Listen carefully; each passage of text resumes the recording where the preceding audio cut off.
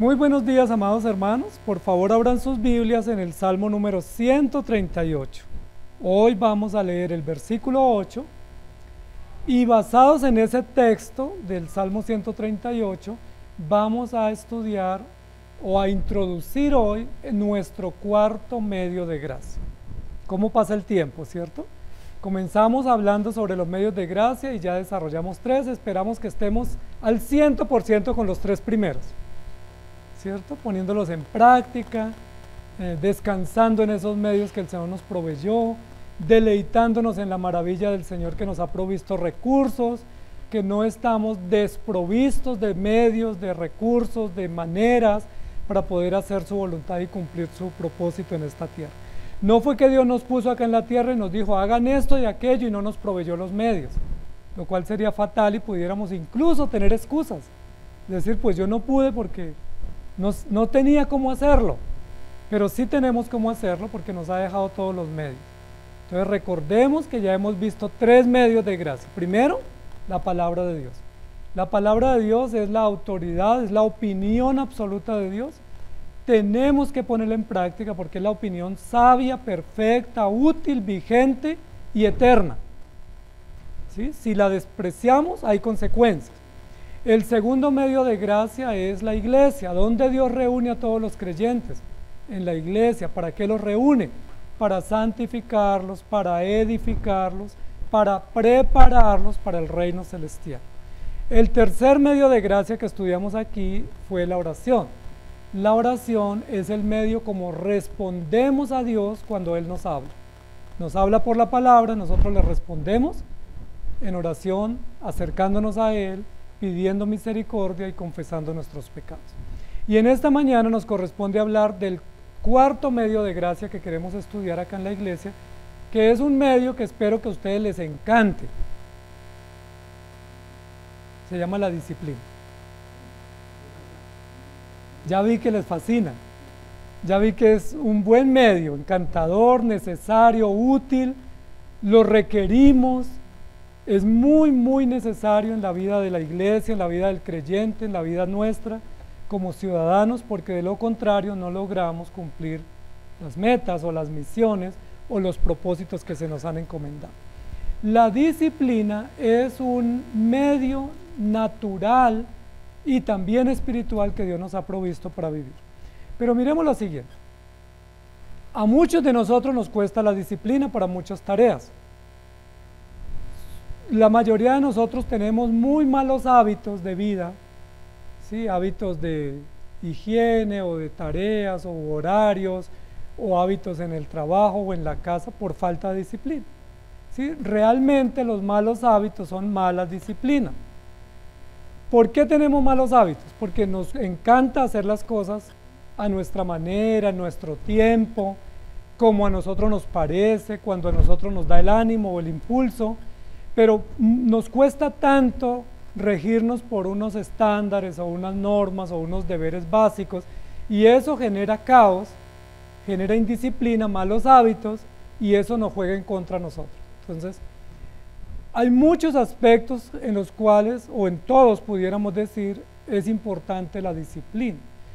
Una de las cosas en la cual muchos de nosotros somos indisciplinados es para hacer, por ejemplo, ejercicio o actividad física. Y a medida que van pasando los años, uno requiere un poco más de actividad física, porque uno se vuelve muy sedentario, muy quieto, se oxida. Y como uno se oxida, uno tiene que entrenar o hacer ejercicio, pero para muchos es una gran dificultad, porque uno dice, esta semana sí, ¿cierto? Comienzo mañana. Y mañana, ¿qué dice uno? ¡Ay!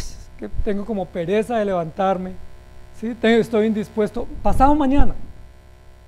Cuando uno dice, no, pero ya pasado mañana no, llovió, o se me hizo tarde, y así vamos postergando y postergando.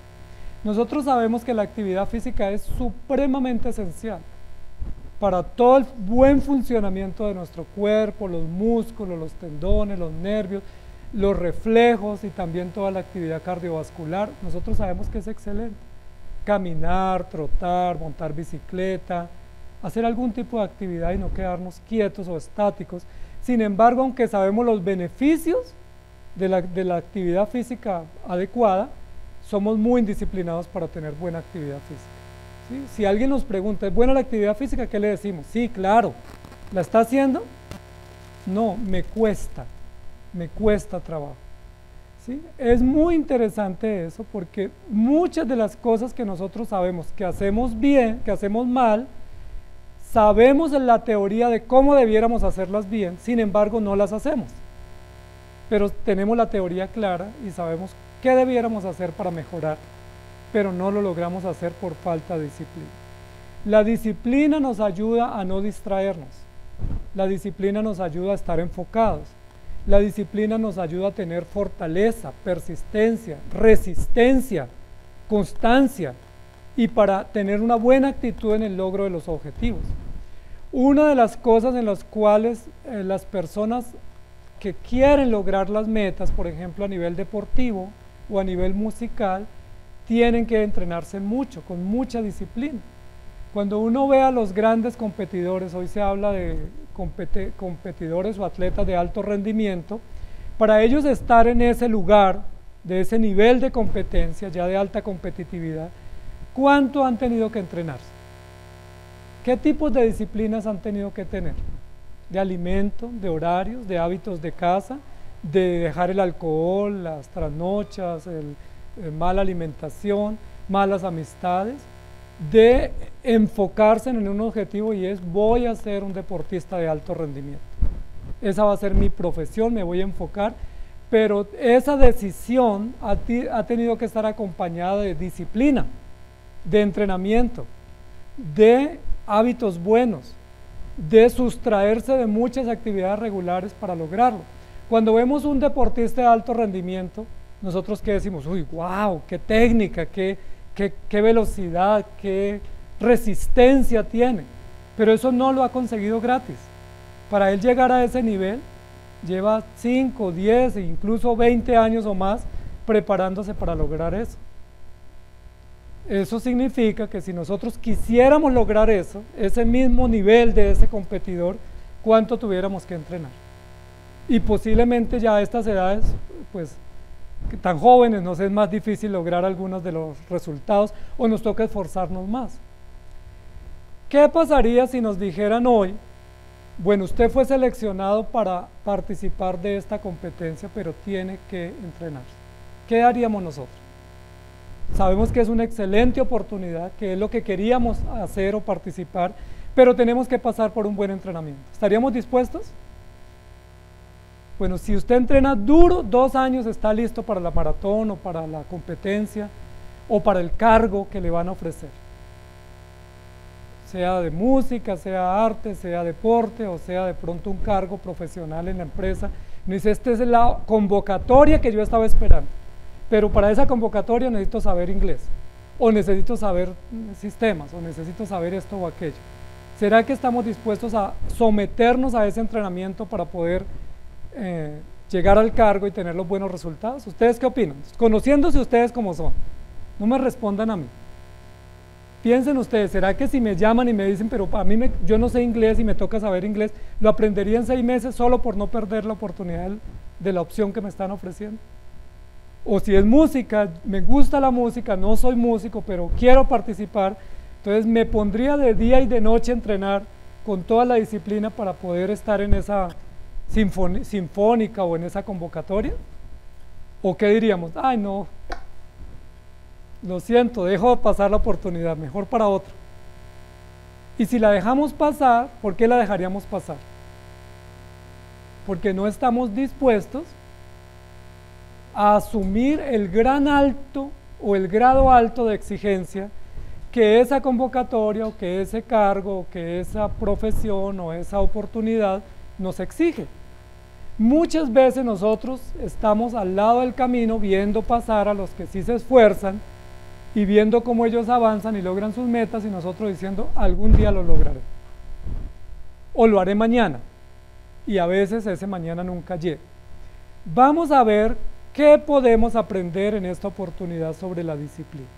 Y lo primero que vamos a poder aprender en esta mañana es que la disciplina viene de Dios y que Dios es muy disciplinado. sea, no hay alguien con más disciplina que Dios en lo que Él es y en lo que Él hace. Todo lo que Él hace, todo lo que Él es, lo hace porque esa es su esencia, su naturaleza. Y yo les pregunto, ¿algún día Dios ha faltado a lo que Él es? ¿Algún día Él ha dicho, bueno, llevo muchos años siendo esto, siendo bueno, siendo fiel, siendo justo, siendo amoroso y bondadoso, bueno, pues hoy es descanso, día libre, Gin Day? ¿Dios algún día habrá faltado a sus deberes, de su ser, de su esencia y de su obligación como ser, como Dios absoluto? La respuesta es no. ¿Y por qué no ha faltado? Porque Él es muy disciplinado, porque Él no es hoy sí y mañana no. Él no es quizás, tal vez, puede que sí, puede que no. Lo más posible es que quién sabe.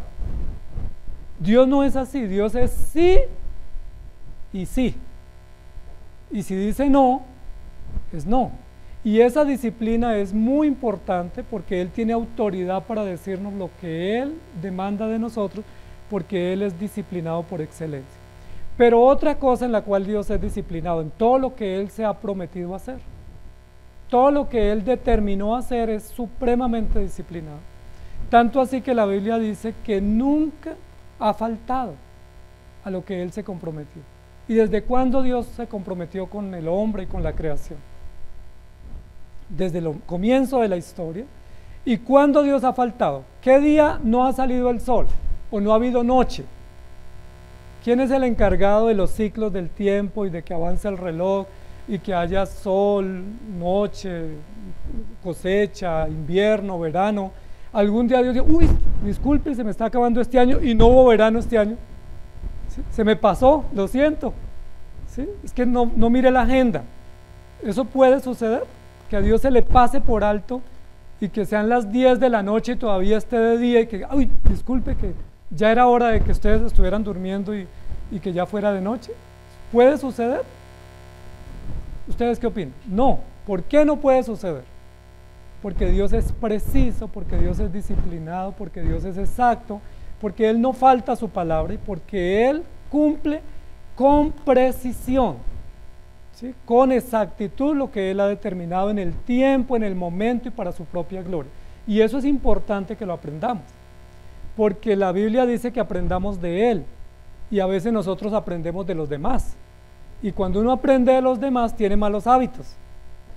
Si ustedes se dan cuenta, a veces muchas de las cosas que heredamos, las heredamos de personas que tenían malos hábitos, que eran indisciplinados, que se excusaban, que eran mentirosos, que sacaban siempre justificaciones y uno aprendió de ellos y tenemos muchas dificultades.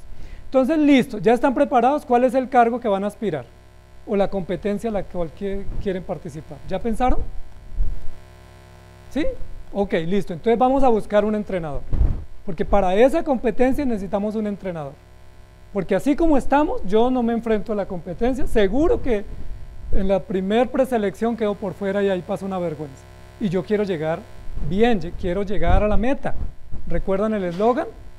Llega seguro a la meta quien sigue las instrucciones. Entonces necesitamos un entrenador. ¿Ya pensaron? Necesitamos que nos preparen muscularmente, cardiovascularmente, en la actitud, en la resistencia, en ser perseverantes, en ser nobles, humildes, en continuar a pesar de todo. O sea, necesitamos entrenamiento. Sin entrenamiento no podemos ganar. ¿Sí?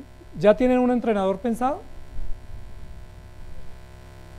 Porque de un buen entrenador depende también un buen resultado. Los grandes deportistas tienen entrenadores. Tienen fisioterapeutas, tienen nutricionistas, tienen médicos, tienen personas que los entrenan en diferentes áreas para que ellos logren los resultados. Cuando un competidor sale a la cancha, ha pasado por la mano de muchos maestros que lo entrenan y que están detrás de cámara. La gloria se la lleva el jugador, pero ¿quiénes lo prepararon? O sea, si no hubiera sido por todos esos preparadores, ellos no hubieran podido llegar allá, porque los preparadores les dicen exactamente lo que hay que hacer y lo que no deben hacer.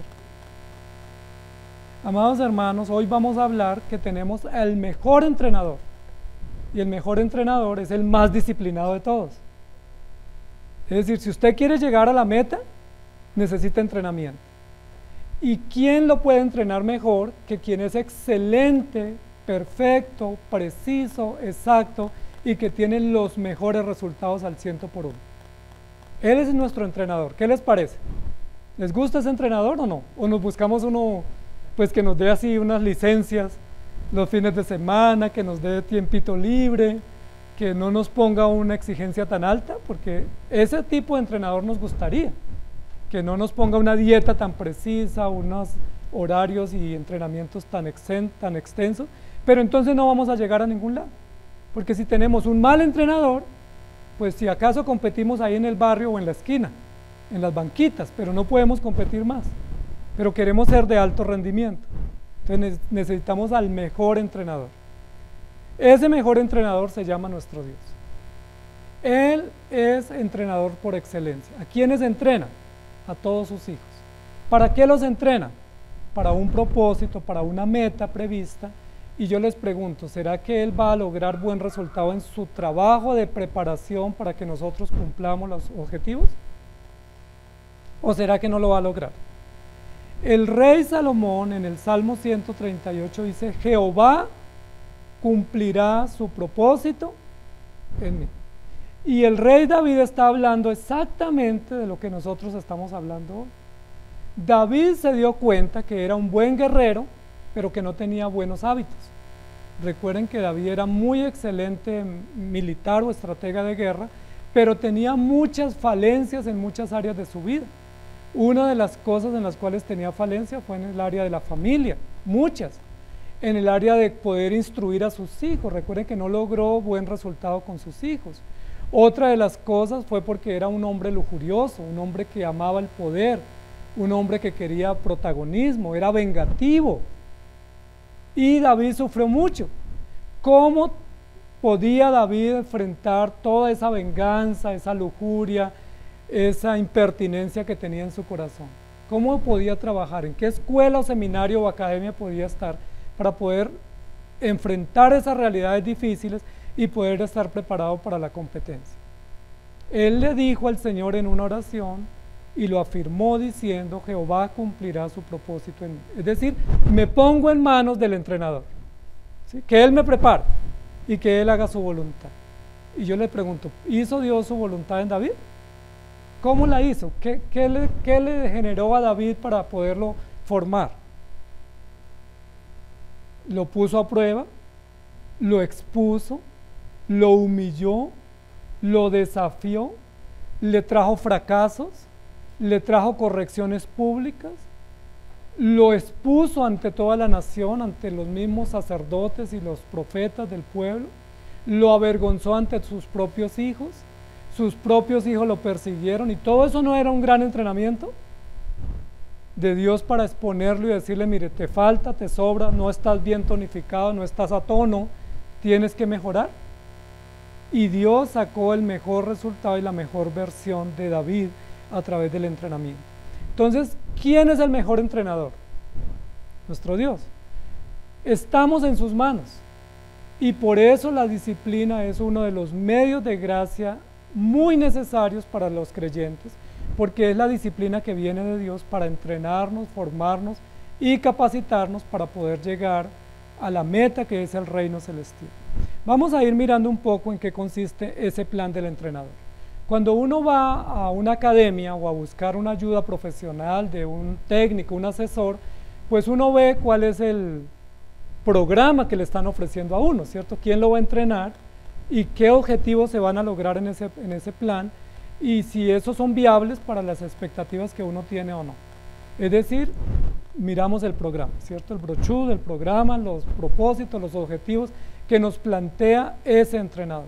Entonces vamos a ver qué tal es el programa de Dios, ¿sí? Vamos a ir al entrenamiento. Dios va a quedar a cargo nuestro porque Él es nuestro Padre y nuestro Dios. ¿Qué tipo de programa nos ofrece Dios? ¿A qué nivel Dios se compromete a cumplir los objetivos con nosotros? Sin margen de error, ¿cierto? Él nos dice, les planteo un programa y mi programa de entrenamiento para que ustedes lleguen sanos y salvos a la meta es garantizado al 100%. ¿Por qué Dios nos puede garantizar un programa 100% fiable, porque Él es seguro, porque Él es verdad y porque Él es nuestro mejor entrenador. Y ese programa pasa por varios aspectos, pero el programa de Dios es garantizado y a mí eso me gusta, porque yo no quiero fracasar en ese camino, yo no quiero ilusionarme con un propósito, emprender el camino a ese propósito, pagar o buscar un entrenador y que al final me diga el entrenador, no, lo siento, es que el margen de error era alto, ¿sí? Es que usted no evaluó bien las condiciones suyas y no lo pudo lograr. Sería fatal que Dios como entrenador nuestro, preparándonos para llegar al reino de los cielos, al final nos dijera, lo siento, no se logró, ¿sí? Sigue intentándolo. Sería fatal, ¿cierto? Porque ¿a quién culparíamos? No, pero usted me prometió que me iba a llevar a la meta, pero yo me puse en sus manos, yo acepté todas las condiciones que usted me impuso para poder llegar a la meta, ¿por qué no se logró? Y la respuesta en esa pregunta es que Dios va a lograr sus objetivos, porque los objetivos de Dios son fieles. Por eso es el mejor entrenador, y por eso David lo dijo, Jehová cumplirá.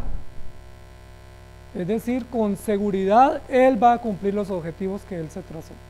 Y eso me fascina a mí, porque no hay margen de error, ¿sí? No dice, bueno, en un 95% podemos llevarlo al triunfo. No, usted lo voy a llevar a la victoria, punto. Está en mis manos, yo soy responsable suyo, dice Dios, y yo lo voy a cumplir. Por supuesto, los desafíos son muy grandes, pero lo maravilloso de esta enseñanza es que Dios va a cumplir su propósito, porque Dios no fracasa, nunca ha fracasado y no va a fracasar en su tarea con nosotros. Viene a mi mente cuando Dios le dijo a Jonás, ve y predica a Nínive. ¿Se acuerdan? Dios estaba entrenando a Jonás para ir a predicar al extranjero.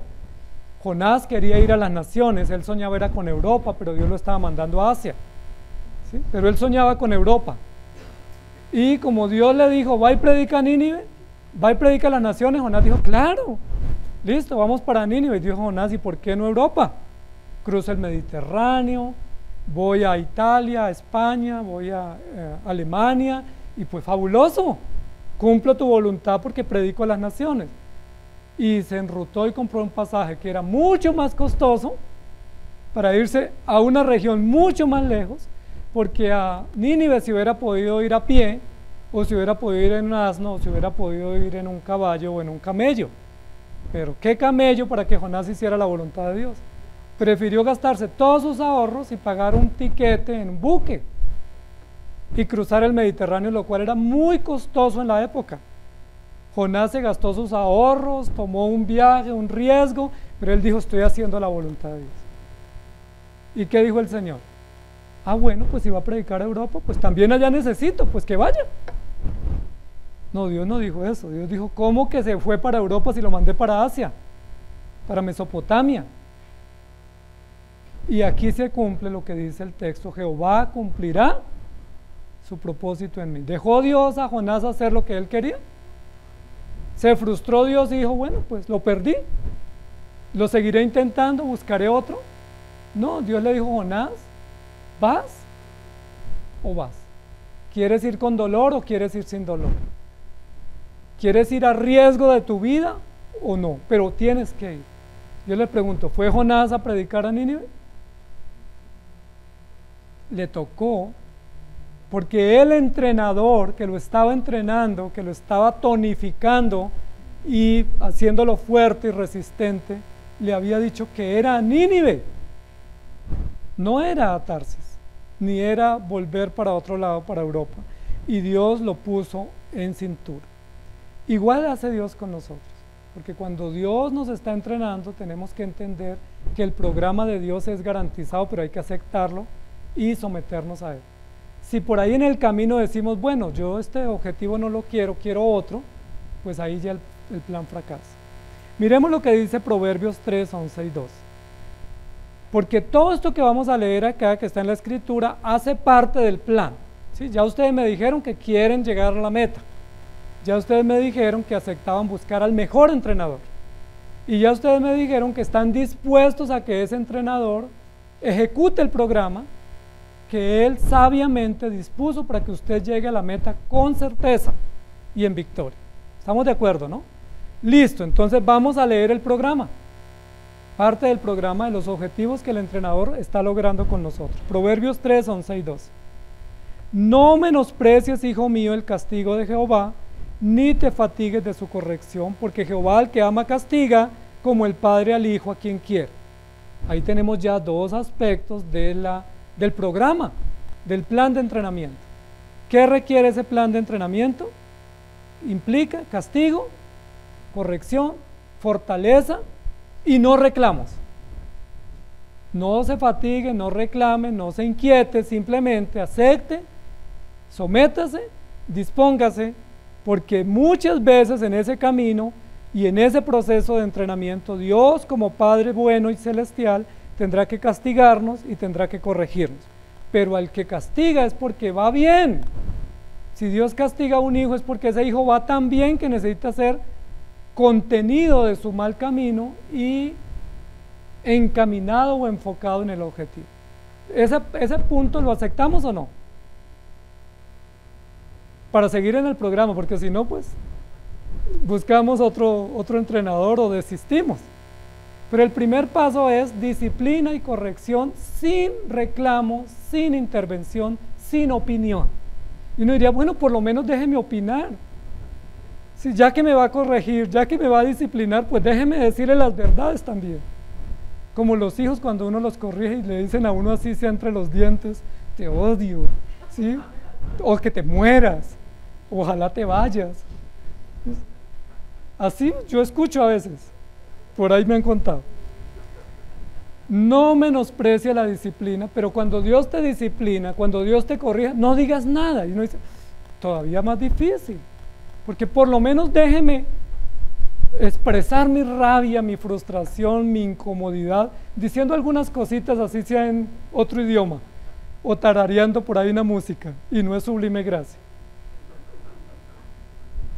Pero Dios dice, no, estás en mis manos, ya firmamos contrato, te estoy garantizando el 100% de los objetivos que los vamos a ganar, porque vamos los dos, tú vas unido a mí y vamos a ganar los objetivos, pero no puedes reclamar. Yo te voy a corregir, yo te voy a disciplinar, te voy a castigar cuando sea necesario, porque te amo, pero no puedes decir nada. Y ahí se pone complicado. Ahí uno dice, ¿y por qué me puse a buscarlo a usted, entrenador? Hebreos 12, 7 al 11. Seguimos leyendo el programa. Si soportáis la disciplina, aquí viene la justificación, la explicación. Hebreos 12, 7. Si soportáis la disciplina, Dios os trata como a hijos, porque ¿qué hijo es aquel a quien el Padre no disciplina? Pero si se os deja sin disciplina, de la cual todos han sido participantes, entonces sois bastardos y no hijos. Por otra parte, tuvimos a nuestros padres terrenales que nos disciplinaban y los venerábamos. ¿Por qué no obedeceremos mucho mejor al Padre de los Espíritus y viviremos? Y aquellos ciertamente por pocos días nos disciplinaban como a ellos les parecía, pero para lo que nos es provechoso, para que participemos de su santidad. Es verdad que ninguna disciplina al presente parece ser causa de gozo, sino de tristeza, pero después da fruto apacible de justicia a los que en ella han sido ejercitados. Ahí viene la explicación. Entonces un párrafo amplio donde Dios nos explica, porque uno dice, ¿cómo así que me va a castigar y no puedo decir nada? Bueno, espere, le explico, ¿sí? Es que la disciplina es necesaria y lo hago por amor y lo hago para que ustedes tengan los mejores resultados. Este texto también nos incluye otra variable del proceso de la disciplina, y es muchas veces en la disciplina pasan los tiempos y los años y no vemos resultados. Pero ¿qué dice? Si no se ven resultados, no se desanime. La primera recomendación es no haga nada cuando Dios lo castiga. Agache la cabeza y acepte la disciplina, porque Dios es el entrenador y Él sabe qué es lo que hay que hacer. El segundo paso es, si va pasando castigo tras castigo, disciplina tras disciplina, corrección tras corrección, y no se ve cambio, ¿qué debe hacer el disciplinado? El candidato al cargo, a la competencia. No desanimarse. Recuerden que muchos de los que comienzan un proceso en un deporte o en la música o en algún programa, una profesión, terminan desistiendo. Hablan los expertos de un altísimo número o porcentaje de deserción en las universidades, en los colegios, en los trabajos, en las convocatorias a las competencias. ¿Por qué la gente deserta? Si uno tenía la ilusión y se inscribió con una ilusión, ¿por qué uno deserta en el primer semestre o en el primer mes de entrenamiento? Recuerden que muchos dicen, esto no era para mí. Pero ¿qué es lo que no era para ellos? ¿Lo que ellos tenían ilusión o aspiraban? ¿O el entrenamiento? La rudeza del entrenamiento, la fuerza del entrenamiento. Sí se han dado cuenta que cuando nuestros jugadores de la selección terminan un partido, ellos no se van para su casa a celebrar. Ellos terminan el partido y van a concentración. Y se quedan ahí 2 o 3 días en concentración. Y dicen, ¿por qué? Debieran irse pues esta noche no me esperen en la casa. Ganamos. No, ganaron, pero es que la competencia sigue y seguimos concentrados, seguimos en charla técnica, evaluamos lo que falló, evaluamos lo que acertamos, procuramos mantener la mesura para que no se nos suban los triunfos a la cabeza y para que no nos llenemos de triunfalismo. O sea, todo eso lo hace un entrenador. Aquí lo que dice es, si usted lleva 1, 2, 3, 5, 10, 20 años recibiendo la disciplina y todavía no ve fruto, ¿qué haga? No se desanime. Es que hay plantas que dan fruto rápido, como la papa, el maíz, el arroz. Pero ¿qué tal que usted sea un coco? ¿Cuánto tarda el coco en dar fruto? A muchos años. Si usted es un maíz o una papa, probablemente en 6 meses hay fruto, usted se lo logré, ya hay cosecha. Pero si usted es un coco, posiblemente no se ve fruto y uno se desanima. El apóstol Pablo dice, el labrador para participar de los frutos debe trabajar primero. ¿O qué tal que sea un aguacate? De esos grandes, no de ese aguacate pequeño de ahora, de esa nueva variedad. Amados hermanos, ¿cuánto tiempo Dios lleva trabajando con usted? ¿En cuánto hace que usted está en las manos del Señor, de ese excelente entrenador? Yo le pregunto, ¿ha habido avance? O de pronto a veces uno como que piensa que es un pasito adelante y otro pasito para atrás, como la canción. A veces uno dice, yo no he visto mucho crecimiento. O si a uno le pregunta a otro que lo evalúe, la esposa que es excelente para ser, es muy objetiva, a veces ¿cómo lo evalúa la esposa? Ah, pero ¿usted para qué va a la iglesia? ¿Sí? ¿Usted no es que anciano y eso de qué le ha servido? Y uno dice, ahí ella me estaba evaluando y diciendo, usted no ha avanzado mucho, de pronto es un coco. Se demora tanto en dar fruto, pero ahí está el trabajo, está echando raíz, y esa disciplina, yo les pregunto, ¿ha servido o no ha servido? Esos años que hemos avanzado, ¿valdría la pena decir, no, pues si yo no he avanzado y mi esposa o mi esposo o los hermanos me dicen que no he hecho nada, entonces abandono y arranco por otro lado? ¿O es mejor perseverar? ¿Qué busca el entrenador? Perseverancia, resistencia, disciplina, constancia. Incluso la Escritura dice, aún no habéis resistido hasta la sangre. ¿Recuerdan el texto del apóstol Pablo? Es decir, uno a veces piensa que está que se revienta de tanta resistencia, de tanta fuerza que está haciendo y firmeza y enfrentando las adversidades, pero el apóstol Pablo nos da una noticia, aún no hemos resistido hasta la sangre. Es decir, todavía podemos dar más, ¿sí? Todavía podemos dar más, todavía podemos subirle a la presión del entrenamiento, todavía podemos subirle a la máquina para poder hacer más fuerza y manifestar mayor fortaleza y tener mayor resistencia, porque ese es el plan de Dios. ¿Cómo les parece? ¿Va bien ahí? Ahora, es mucho mejor tener fruto durable, aunque tarde más tiempo. El texto que memorizamos esta semana dice, separados de mí no podéis hacer nada, y conmigo llevaréis mucho fruto. Pero para que el fruto sea bueno y sólido y abundante, se requiere muchísimo entrenamiento. Amados hermanos, Esos deportistas de alto rendimiento que uno cuando le hablan de las sumas de lo que ellos ganan en dólares o en euros, uno dice, wow, multimillonario. Pero ¿cuánto han tenido que soportar, entrenar, enfrentar? Hemos escuchado de algunos de esos deportistas que han tenido 10, 15, 20 lesiones, fracturas, cirugías, implantes. Y uno dice, yo no me sometería a todo eso por amor a una competencia. Honestamente no. Pero ellos sí se caen, se fracturan, meses incapacitados, otra fractura y al fin ganan un premio. O sea, ¿cuánta resistencia han tenido que tener?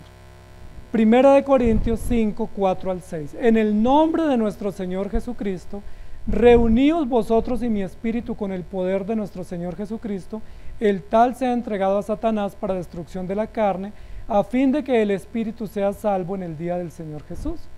Aquí está hablando de una expulsión en la iglesia de Corinto, y eso también hace parte del proceso de entrenamiento. Es decir, si usted es tan beligerante, si usted aceptó las condiciones, pero en el camino está molesto, incómodo, no acepta, rechaza, y dice yo hago mejor a mi manera, tengo un plan B y me va a funcionar, dice la Biblia, entonces échenlo de la iglesia.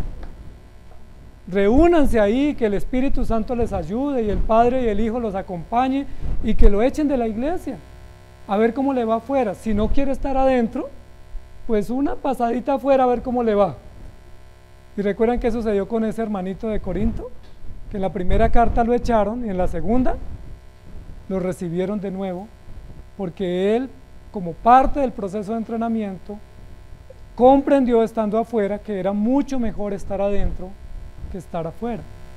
Entonces aquí nos está diciendo también, no se inquiete por la disciplina, tenga paciencia, Dios es sabio, Dios es perfecto, porque si usted se inquieta demasiado y se molesta y reclama y se ofusca, pues probablemente Dios diga, bueno, entonces échenle un tiempo a ver cómo le va afuera para que después venga con la cabecita agachada. Así le decimos a veces a nuestros hijos cuando se ponen un poquito así creciditos, ¿cierto? Entonces que le decimos, pues, mijo, afuera, mire a ver cómo le va, a ver si extraña un poquito la casa. Nuestro mejor entrenador nos garantiza 100% de un programa con resultados. En segundo lugar, ¿cuál es la estrategia que Dios usa? La estrategia que Dios usa, o el componente de trabajo de Dios para ejercer su entrenamiento, para preparar a sus hijos para el reino, es la misericordia. Aquí lo dice el texto. Jehová cumplirá su propósito en mí, sí o sí, lo va a cumplir, pero va a hacer que prevalezca su misericordia para siempre. Y ese componente nos gusta, a mí me gusta, porque Dios no va a trabajar con crueldad, con dureza, con tiranía, con injusticia, porque Dios no es malo para trabajar así con sus hijos. De hecho, los textos que leímos dice Dios al que ama, lo disciplina. Pero ¿cómo nos va a disciplinar? ¿Para acabarnos? ¿Para dejarnos mal? No, dice que es con misericordia, es decir, con una dosis adecuada, es bañado de compasión, cubierto de bondad, de gracia, para que nosotros podamos resistir y para que ese entrenamiento que es tan exigente, pasado por la prueba, por el dolor, por la tribulación, por la humillación, pues sea mucho más llevadero. Si solo fuera dolor, pues no tendría sentido.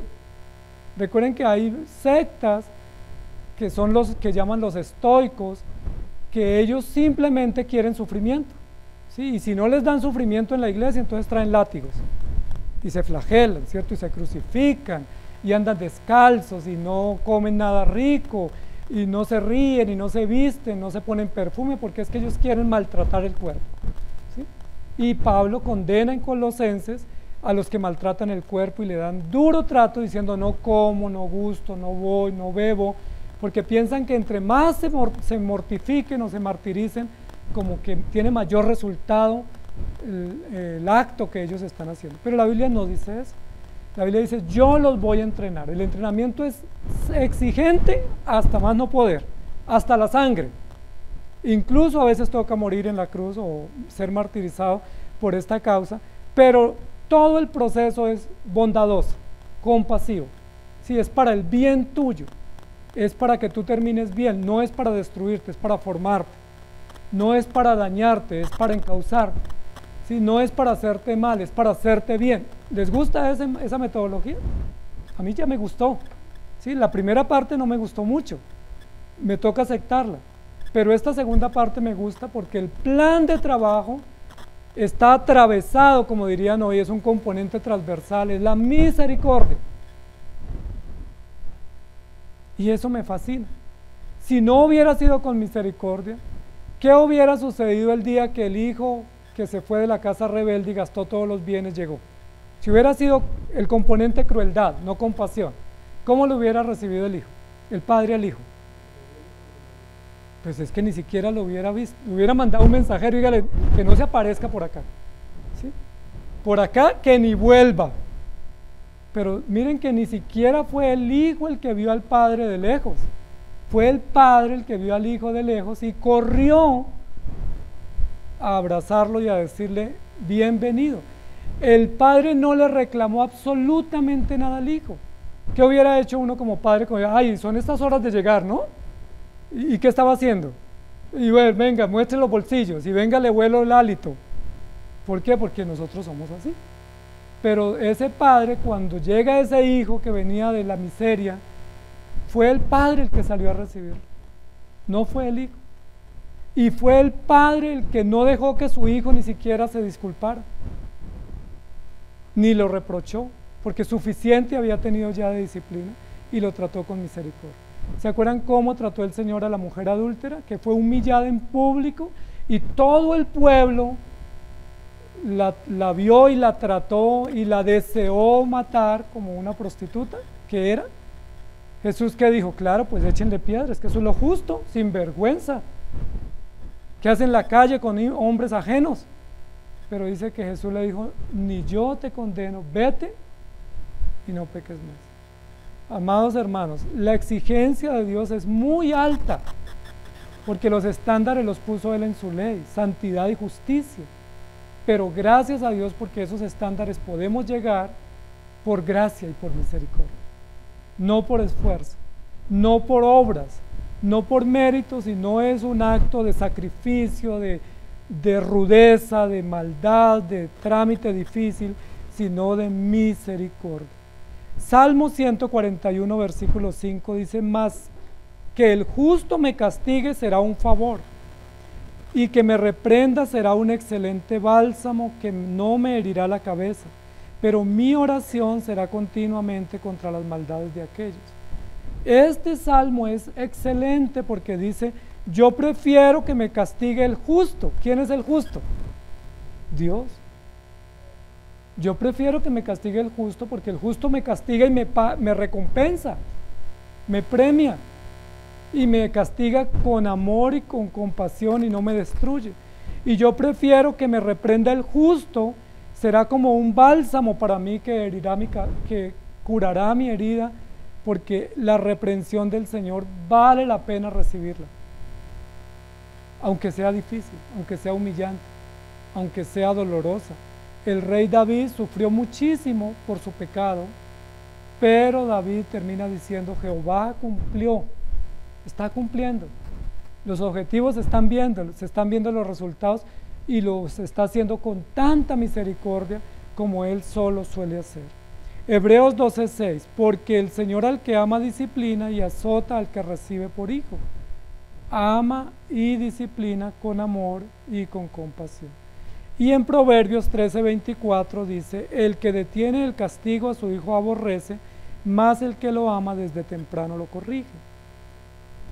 Amados hermanos, todo esto que la Escritura nos está diciendo es para mostrarnos que Dios tiene un plan, y el plan es hacernos a su imagen, y para hacernos a su imagen tiene que darnos un entrenamiento muy exigente, ¿sí? Entrenamiento fuerte, a través de pruebas, de pérdidas, de situaciones complejas, pero el Señor tiene un buen plan y va a premiar y a recompensar a aquellos que aceptan ese plan. ¿Se acuerdan la historia de Job? ¿Se acuerdan el entrenamiento por el que Dios puso a Job en un entrenamiento intensivo, lo matriculó en una escuela? ¿Cómo le fue a Job? ¿Se acuerda que Job quería morirse? La señora también quería que Job se muriera. Los amigos también decían que era mejor que se muriera. O sea, todo el mundo quería verlo muerto porque decían, no, esto es muy duro. Job incluso llegó al momento de decir, pero era mejor haber muerto en el vientre de mi madre y no vivir. Pero recuerden cómo terminó Job al final en el capítulo 42. Honrado, todo Dios le duplicó, no le duplicó la esposa. Con la misma esposa le dio los 10 hijos que perdió. Le duplicó ganado, le duplicó riquezas, tierras, propiedades. ¿Por qué Dios hizo eso? Por Job.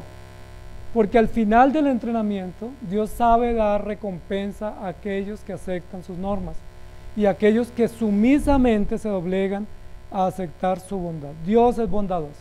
Yo les pregunto, ¿han tenido situaciones difíciles en su vida cristiana? Pruebas, pérdidas, aflicciones, humillaciones, burlas. Posiblemente sí, porque todos estamos en la misma escuela, con el mismo entrenador y rumbo a la misma meta. La pregunta es, ¿en todas esas situaciones han visto la misericordia del Señor? ¿Dios los ha acogido? ¿Dios los ha abrazado y les ha dicho, no temas, yo estoy contigo? ¿Dios les ha levantado cuando estaban al punto de rendirse diciendo, levántate, come, sigue, que yo estoy contigo? O sea, la misericordia del Señor es la que nos sostiene, y lo dice la Escritura. Si no fuera por tu misericordia, ya hubiéramos sido consumidos. Y lo dice también el libro de Lamentaciones, nuevas son cada mañana tus misericordias. ¿Y por qué son nuevas? Porque son nuevos los desafíos, porque son nuevos los retos, porque son nuevas las condiciones que nosotros estamos teniendo y necesitamos entrenarnos. Y el Señor nos entrena con su misericordia, pero la misericordia no significa que Dios nos pase por alto. Misericordia no significa como ser permisivo. Misericordia es te trato bien, te trato con amor, pero los objetivos se cumplen. Estas son las reglas, estas son las exigencias, pero las tienes que cumplir y yo te amo y te cuido y te llevaré adelante. Sí, a veces uno piensa que misericordia es como relajémonos, sí, como que esta semana no hay exigencias, esta semana estamos de vacaciones y cada uno libre. No puede ser Dios así, porque Dios es fiel. Y en tercer lugar, el objetivo, el programa garantizado. La estrategia, la misericordia, la gracia, la bondad y la compasión. ¿Y el objetivo cuál es? ¿Cuál es la meta que Dios se propone con aquellos que va a entrenar? Santificarlos para llevarlos a reinar con Él, ¿cierto? Esa es la meta con todos los cristianos. No dice, bueno, a ti te voy a dar fincas acá, al otro te voy a dar viajes, al otro te voy a dar conocimiento y a este lo voy a llevar al cielo. ¿Sí? No hay múltiples objetivos, no hay múltiples destinos o propósitos o planes de acción, sino que hay un propósito común para todos los que aceptan el entrenamiento. Todos van a llevarse a la patria celestial, todos van a llegar. No queda ninguno en el intento, ninguno se queda para un segundo viaje. Todos van, llegan, seguros, porque Dios se compromete a eso y Él dice, reinarán conmigo y vivirán conmigo y estarán conmigo por la eternidad. Esa es la meta. Y para eso, pues Él tiene que generar todas las condiciones que así sea para lograr. Buenos hábitos, buena disciplina, el que persevere hasta el fin será salvo. Ni los fornicarios, ni los mentirosos, ni los engañadores heredarán el reino de los cielos. Entonces, todo eso que traemos cuando llegamos a la iglesia, ¿sí? Que traemos mundo, que traemos hábitos, tradiciones malas, que tenemos hábitos pecaminosos, que tenemos mentira, engaños, chisme, todos los pecados que tenemos, que conocemos, que nos acosan. ¿Qué tiene que hacer el Señor con todas esas condiciones pecaminosas que tenemos? Porque la meta es llevarnos al cielo, pero nada que tenga mancha ni arruga llegará al cielo. O sea, si hoy fuera la partida, fuera. Pero ¿qué dice el Señor? Yo me comprometo a limpiarlos. ¿Y para limpiarlos qué hace? Pues usa estrategias que son bien complicadas para nosotros. Si Dios no hubiera puesto a Jonás en esa encrucijada, ¿hubiera salido el pecado de Jonás? No nos hubiéramos dado cuenta, lo hubiéramos honrado, hubiéramos dicho, mire Jonás, Dios le dijo que fuera a 300 kilómetros y se fue a 700. Qué hombre tan abnegado, fue una milla más. Pero Dios dice, no fue una milla más, es tan rebelde que se fue más lejos, o sea, hizo el doble trabajo para alejarse, para no hacer mi voluntad sino la de él. Nosotros hubiéramos honrado a David cuando David dijo, el tal que hizo eso pague 4 veces. No, qué hombre tan justo, ¿sí? Tan veraz, tan implacable, tan severo. No, ese es el que necesitamos como rey o como líder o como pastor en la iglesia. Duro, severo, estricto. Pero ¿qué le dijo el profeta Natán? El malvado eres tú, el que merece las 4 veces eres tú. Si nosotros hubiéramos tenido a Judas en la iglesia, posiblemente también tengamos Judas, pero si tuviéramos tenido a Judas, el que estuvo con Jesús, cuando Judas dijo, pero ¿por qué se desperdició ese frasco de perfume tan costoso? ¿Por qué no venderlo y con eso dar mercado a los pobres? ¿Qué hubiéramos dicho? No, pues ese anciano, para administrador, para economista, para financista, ese es el primero. ¿Pero qué dijo el Señor?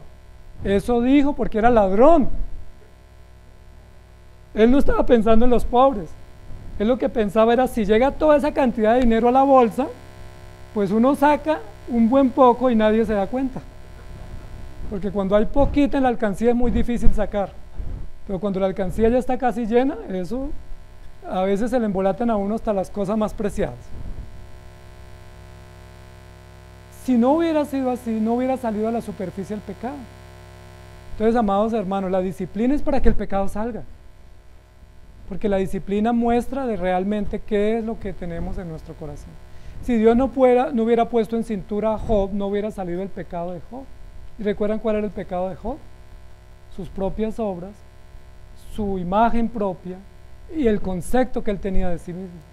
Mire que a Job le ofendió muchísimo que dijeran que él era pecador. Y uno dice, pero si esa es la verdad. Y Job estaba tan dolido con sus amigos porque decía, pero es que ustedes me dicen que yo he pecado, pero ¿qué he hecho? Díganme. O sea, un autoconcepto, una autoimagen, ¿sí? Era un hombre, pues, top 10 en un concepto de sí mismo alto, y Dios lo puso en el peor concepto y le trajo a sus mejores amigos para que lo observaran y lo puso a las afueras de la ciudad para que toda la ciudad lo viera, pues que era casi un desperdicio. Y al final, ¿qué dice Job? Ahora de oídas te había oído y ahora mis ojos te ven y ahora sí entiendo y ahora sí me arrepiento. ¿Pero de qué me arrepiento si no era pecador? O sea, si él decía que era tan bueno, que se bañaba todos los días en leche, ¿recuerda?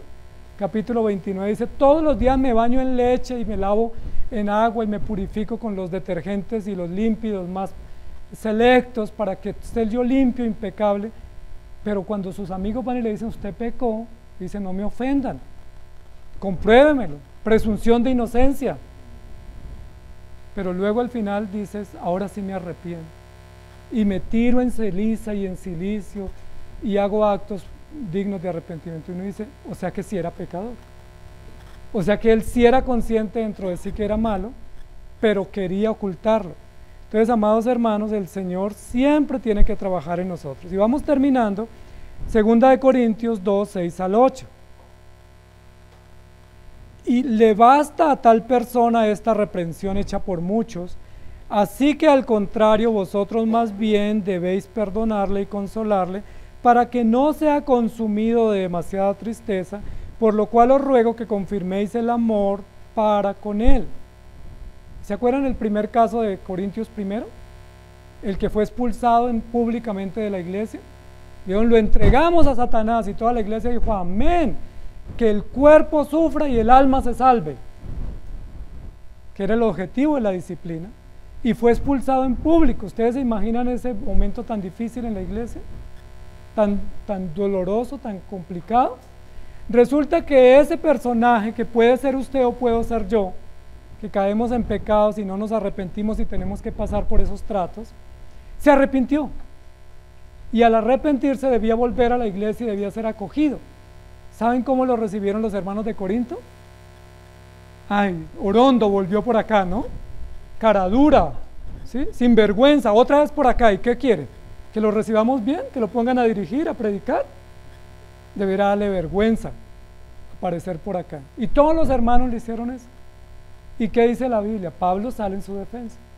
Así como Pablo autorizó la expulsión, ahora Pablo dice, él tiene que ser recibido y no le hagan mala cara, no lo traten mal. ¿No ve que se está consumiendo de tristeza? Ya él hizo las paces con Dios, ya él sufrió la humillación pública, ahora ¿qué tenemos que mostrar? Misericordia. Pero los hermanos en Corinto lo recibieron con piedras, atacándolo, como suelen ser las familias, ¿sí? Las familias en las iglesias suelen ser así, que la emprendemos contra un hermano y queremos como ensañarnos y no volverlo a ver, pero Pablo dice, recíbanlo, por el contrario, perdónenle y consuélenlo. Miren lo interesante. Es decir, primero necesitó disciplina el hermano, ahora ¿quién necesita disciplina? Toda la iglesia. La iglesia ahora necesita disciplina porque la iglesia está siendo inmisericordia, cruel, dura, severa, y no está consolando a un hermano que viene arrepentido y que necesita cobijo en la iglesia. Dice, para que no sea consumido de demasiada tristeza, y les ruego que lo confirmen en amor. ¿Cómo se confirma un hermano en amor?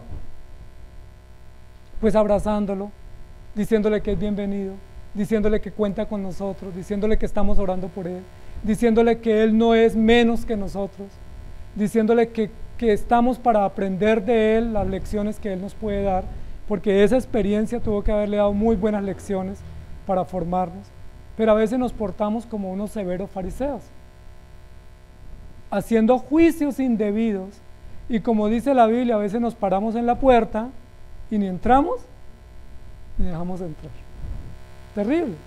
Pablo sale en defensa del hermano y en denuncia a la iglesia diciendo, esa reprensión ya se hizo, ya no más, silencio, pasen la página. Pero a veces nosotros después de 10 años le decimos, y usted no me hable, acuérdese lo que usted me hizo hace 10 años. Y eso que hace 20 años que nos conocimos, uno dice, pasemos la página, ya eso es cosa juzgada, ¿sí?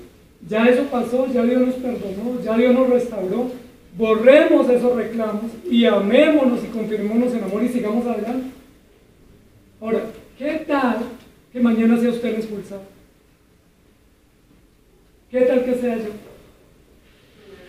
Porque no estamos exentos. ¿Qué tal que sean los seres más queridos nuestros, que cometen faltas tan graves que toca aplicarles un proceso fuerte? ¿Y qué hacemos nosotros si hemos sido tan injustos, tan severos con otros y no hemos actuado con misericordia? Entonces, amados hermanos, el método de Dios es la misericordia, porque su objetivo es llevarnos a la gloria. Entonces, estamos en manos del mejor entrenador. Programa 100% garantizado. Estrategia, misericordia. Y el objetivo, llevarnos a la patria celestial. Todos los que Dios comenzó la obra, ninguno se perderá, sino que va a cumplir su tarea en nosotros. ¿Cómo les parece? ¿Qué tal está el entrenamiento? Un poquito exigente se pone a veces, ¿cierto? Pero eso es una leve tribulación que puede durar 70 y lo más robustos 80.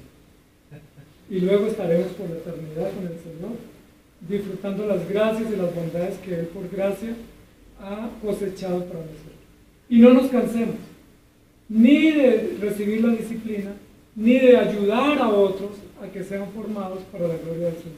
Esa es la tarea de nosotros los que somos maestros o predicadores, ayudar a otros a formarlos en el Señor. Y a veces uno dice, llevamos 23 años y no veo avance.